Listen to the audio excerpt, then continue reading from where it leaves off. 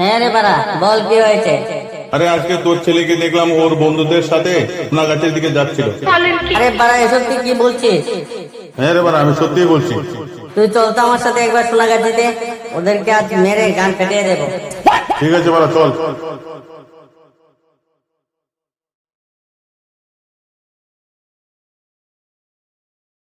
আমি আর কোনোদিন আসবো না তোমার এখানে। মাসি, আমি তো ছোট বাচ্চা, আমি কিছু করিনি, শুধু একটু উপরে উঠেছিলাম।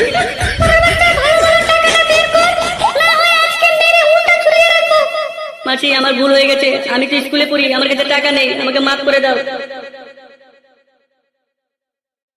ফিরে বলতো, এই কি অবস্থা শোনা গেছে? আমাকে ল্যাংটা করে দাঁড়া করে রেখেছে। হ্যাঁ রে বাড়া, তাই তো দেখতে পাচ্ছি।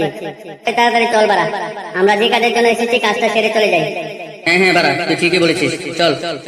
আচ্ছা বৌদি, আমার সাথে একটা